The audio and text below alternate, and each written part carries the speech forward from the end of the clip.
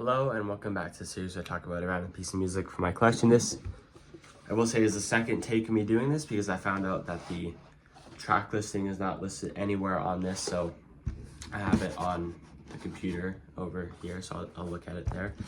Anyways, Stop Making Sense is two things. It's a double live album and a concert movie by Talking Heads. It is often cited as the greatest concert film of all time. I saw it for the first time in the movie theater. They did I guess it was last year, wasn't it? They did a re-screening of it. And I saw it in IMAX, which is really incredible. I remember I always try to get my dad into Talking Heads because, you know, we have but we have sort of similar music taste. But he never quite lent into Talking Heads as much as I did. And as soon as he saw this movie, he was then in love with them from that point on. And me as well. Like, I always liked them, but then this also kind of made me like them a lot more. Something great about this film is that it's a concert movie, but it's not just about the music. It's about the cinematography. It's about the choreography, everything. And when every single track starts, there's something new going on. It's not just like nothing looks the same visually from song to song. I don't know if I remember everything super well, but definitely what everybody says and is obvious from the beginning is that like the first song, Psycho Killer, is just David Byrne with a guitar and a boombox, which is like the drum patterns, I guess. And then slowly they just add more and more musicians. And in this album there, it's not just the four members of Talking Heads, there's many more musicians playing.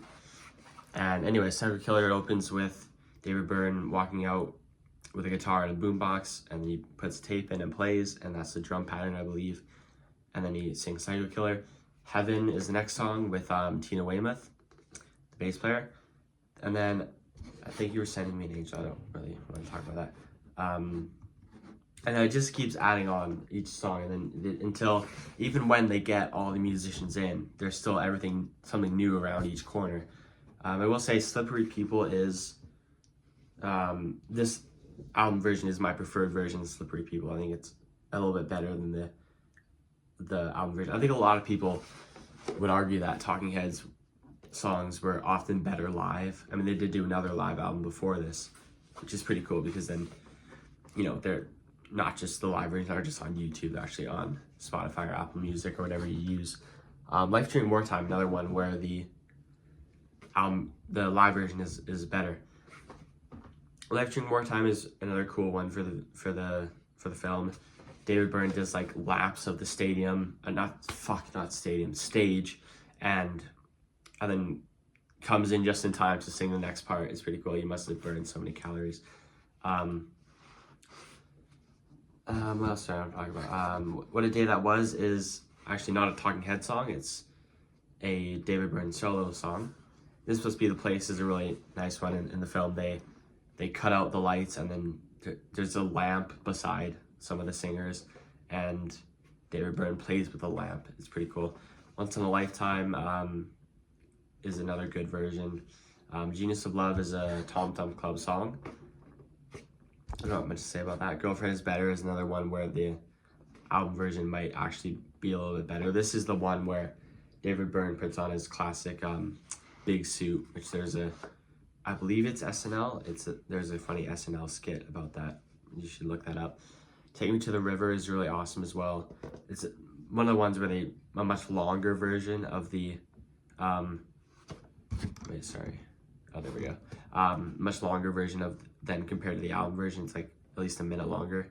Cross-Eyed and Painless is also really cool. Although that's probably my least favorite, not song on the album, but least favorite version compared to the album version. I think it's not quite as, like, most of them I still prefer the album version, but this one I especially prefer the album version. I think it doesn't really add too much, and it's just not really any reason to listen to it unless you're watching the film. But anyway, I don't want to kind of spoil too much about the film because it's really something you should experience for yourself before hearing too much about it. So I'm not going to go through, like, although I also don't remember, but I'm not going to go through everything that kind of happens in it. But yeah, I guess that's all I have to say. Stop making. I got this on. Is it A24 is the film company? Yeah, I got it on their website. I ordered it initially, and then it came, like, it got delivered, and then I put it in, like, as soon as I got to the house, and then I played it in surround sound, and the audio kept cutting out. Like, it was unlistenable how much it cut out. So I emailed them, and they did send me another copy, which I believe is this copy.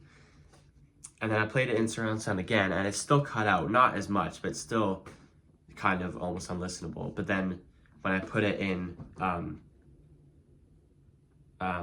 stereo, then it didn't cut out, which I find weird. I don't know if it was with the DVD player or the disc or the receiver or anything, because kind of both copies did it, but one did it less, and then didn't do it in stereo. Anyways, Stop Making Sense by Talking Heads.